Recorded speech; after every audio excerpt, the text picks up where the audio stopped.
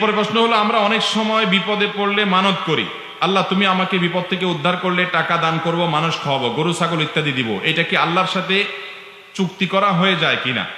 ইসলামে ঠিক মানতের বিধান আছে কি? ইসলামে কি মানতের বিধান আছে কিনা? যদি থাকে তাহলে কিভাবে করবো? নবী করিম সাল্লাল্লাহু আলাইহি ওয়াসাল্লাম পরিষ্কারভাবে বলেছেন, তোমরা মানত করবে না, কারণ মানত এটা আসলে তেমন কোনো কাজের কাজ না।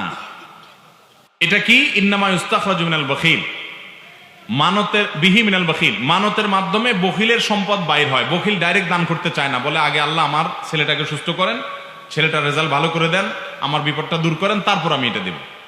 সে ডাইরেক্ট দিতে চায় না, আল্লাহকে শর্ত দিয়ে দেয়। তো বখিল কৃপণ, সে আগে দিতে চায় না, এই জন্য সে আল্লাহর কাছ থেকে পেয়ে তারপরে দিবে বলে নবী সাল্লাল্লাহু আলাইহি ওয়াসাল্লাম বিষয়টাকে এইভাবে দেখেছেন।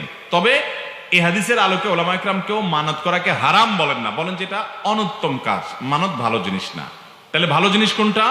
আপনার বিপদ হয়েছে, আপনার কোনো উদ্দেশ্য হাসিল হওয়া দরকার, আপনি এমনি টাকা দান করে দেন, দান করে এরপরে বলেন আল্লাহ আমি দান করলাম, আমি 2 রাকাত নফল নামাজ পড়লাম, আমি একটা রোজা রাখলাম, আমি একটা গরু ছাগল দান করলাম, কিছু টাকা পয়সা দান করলাম, আপনি আমার এই উদ্দেশ্যটা পূরণ করেন। এটা হলো সুন্নাহ সম্মত পদ্ধতি এবং প্রশংসনীয় বিষয়, যে দান করবেন এবং আল্লাহর কাছে চাইবেন। তারপর যদি আপনি মান্নত করেন, আর মান্য যদি বিশুদ্ধ হয় তাহলে সঠিক হবে। আপনি যদি মান্নত করেন কোনো মাজারে কিছু দান করবেন, তাহলে সেটা ভুল মান্নত, এই মান্নত করলে সেটা পূরণ করা জরুরি না। নবী সাল্লাল্লাহু আলাইহি ওয়াসাল্লাম বলেছেন, মান নাযারা আন ইয়াসি আল্লাহ ফালা ইয়াসিহি, যদি কেউ কোনো গুনাহের কাজ করার মান্নত করে তাহলে সে গুনাহ করতে পারবে না। এরপরে প্রশ্ন হলো, আমার বাচ্চার বয়স 14 মাস, আমার স্ত্রীর সিজার হয়েছিল, আমি আগামী 4-5 বছরের ভিতরে বাচ্চা নিতে চাচ্ছি না। আমার প্রশ্ন, জন্ম নিয়ন্ত্রণ, ইমপ্ল্যান্ট, কপারটি এসব পদ্ধতি ইসলামে জায়েজ হবে কিনা, অথবা ইসলামের জন্ম নিয়ন্ত্রণের কোনো পদ্ধতি আছে কিনা? দেখুন, যদি এরকম হয় কারোর যে বাচ্চা সিজারে হয়েছে আর বাচ্চা নেওয়া যাবে না, ডাক্তার বলেছেন এখন বাচ্চা নিলে মায়ের জীবন হুমকির মধ্যে পড়বে, তাহলে আপনি অবশ্যই জন্ম নিয়ন্ত্রণ করতে পারেন।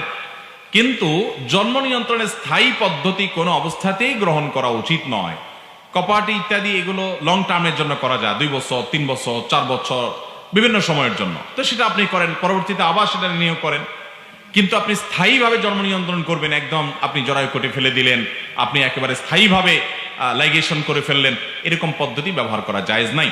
জন্ম নিয়ন্ত্রণ ইসলামে জায়েজ আছে তখন যদি এটার উদ্দেশ্য হয় শরিয়া গ্রাহ্য কোনো কারণ, যেমন আপনার এই মুহূর্তে একটা বাচ্চা হলে স্ত্রীর শরীরের উপর হুমকি পড়বে, বা তিনি ভয়াবহ অসুস্থ, আর একটা বাচ্চা নেওয়াটা তার জন্য রিস্ক হয়ে যাবে, কষ্ট হয়ে যাবে অনেক বেশি, আপনি সে উদ্দেশ্যে গ্যাপ দিতে পারেন। একটা বাচ্চা আছে এখন এই মুহূর্তে, আর একটা বাচ্চা হলে শহরে বসবাস করেন, রাখার কেউ নেই, কষ্ট হয়ে যাবে পালন করা, আপনি উদ্দেশ্যে জন্মবিরতি করতে পারেন, সেটা 2 মাস, 2 বছর, তো 5 বছর হতে পারে।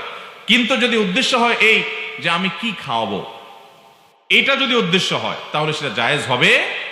আল্লাহ তাআলা মানুষের রিজিকের দায়িত্ব নিছেন, আপনি এই চিন্তা যদি সন্তান আপনি না নেন, জন্ম নিয়ন্ত্রণ করেন তাহলে সেটা জায়েজ হবে না। শারীরিক কোনো কারণে, অসুস্থতার কারণে, যৌক্তিক কোনো কারণে জন্ম নিয়ন্ত্রণ জায়েজ হতে পারে, সেটাও অস্থায়ী হতে হবে, স্থায়ী পদ্ধতি না।